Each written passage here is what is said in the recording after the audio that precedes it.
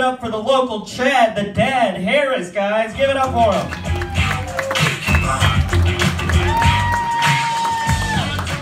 All right.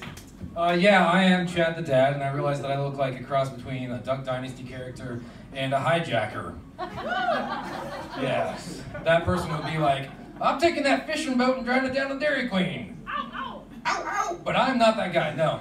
I have what's known in the industry as a KTN. It's a known traveler number, which is awesome. It serves two functions. One, I get to go through airport security super fast. And two, I get to watch the other people's faces that are non-TSA members stare me down, going, how does that guy get through security faster than I do? Osama Hick Beardo didn't take his shoes off. And I'm like, yeah, KTN, bitches. Having a beard is great, though. It's amazing. It allows me to do things that I normally couldn't get away with. Like, I don't know, if I wanted to, I could go down to the farmer's market and open up my own booth and sell high fructose corn syrup, and nobody would say a thing, because I have a farmer's beard. They'd be like, oh, gluten-full Twinkies. That looks natural. I'll take some of those. Or, hey, how about some of those hand-packed Doritos? That looks natural. And I'd be like, yeah, I could shake Skittles out of my beard, and you guys would be like, delicious. Beards are great. Mine acts as a camouflage for my age. I'm actually 22. Thank you. I use some Just for Old Men to put that salt right there in the pepper. There are any red-headed, bearded men out here tonight? We could make a wrestling tag team duo. We could be Salt, Pepper, and Cinnamon, the Spice Boys. Don't see anybody out there. Okay. What else? Oh yeah, farmers markets. So, farmers markets, excuse me, is where we go to pretend that there aren't supermarkets anymore. Am I right? Everybody like farmers markets? I'm just surprised that there aren't more people cosplaying at farmers markets these days. You know, showing up with the big wide hat and the overalls, riding a donkey to town. Hey Zeke, you going to the farmers market? Yeah, they opened a new one. You go past the Walmart, and if you hit the Target, you've gone too far. So yeah, Chad the Dad, that's who I am. It's great being a dad, because you get to be the first responder in all sorts of domestic threats at home. Things like, I'm out of toilet paper, or spider, or my favorite, the dog ate a sock. How many people have been in that situation where a dog is eating a sock? Yeah. Several, yeah. You know what the remedies for that are? One's surgery. The second one is follow the dog around in the yard until it poops the sock out. And if you're lucky, you can wash the sock and use it again. While I'm on that, I just want to give you guys some advice. Has anyone ever been laid off or fired? No? Okay. Couple people. If you do, the best thing you can do is to go to the Humane Society and adopt a dog. And once you get this dog, you give the dog your former boss's name. All right? And it's amazing. How about some bosses' names? What bosses' names? Nada. Corey. Nada, Corey. Bill. Zach. Bill.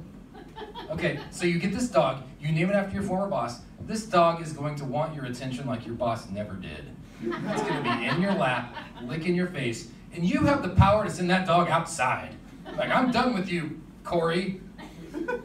Send him outside. And the best part is, when that dog Corey, or your boss Corey, dog boss Corey, is out there in the backyard, licking its own butt, eating poop, rolling over a dead squirrel, you can be like, yep, that's Corey. Corey. Yeah, being a dad. Being a dad, you get some pretty low expectations. I mean, as long as mom's away and you don't lose a child, you've pretty much done your job. But if something does happen that's bad, you better have a plan. Okay? I'm talking about emergency planning here. So if we have an emergency at our house, everyone gets together and we run into the front yard and we stand by the big tree in the front yard. And like, let's say the Wi-Fi goes out. We run out of the house and stand by the front tree. It's no longer stop, drop, and roll, it's stop, drop, and call your ISP. Gotta get service back. That's an emergency at our house. And yes, I just did finger quotes. Finger quotes are great, don't get me wrong. People use them as an effective tool to say something that you don't actually mean, right? He's a unique lad. She's got a great personality. This company needs synergies, but I need more from life. I need supplemental information in my conversations daily, and that's why I'm introducing this concept of parentheses hands. Let me demonstrate for you. For the past 5 years, some say longer, I have been perfecting the art of one of my favorite gestures, hand parentheses, to prove the point to my wife, who's quite annoyed by it, that it's an effective tool. You're a tool.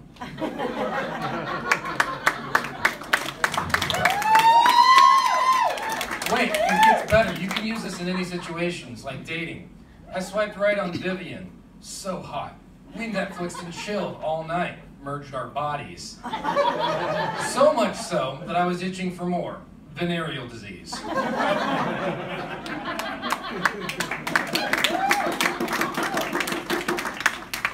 And it works at home too.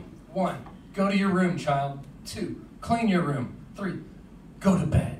Or you won't play with your friends after school. Guys, that's all the time I have. You've been a great audience. Thank you.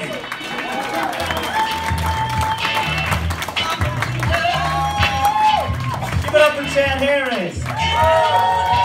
Yeah, give it up for him. He looks like a great weekend dad. Did I do that right? No.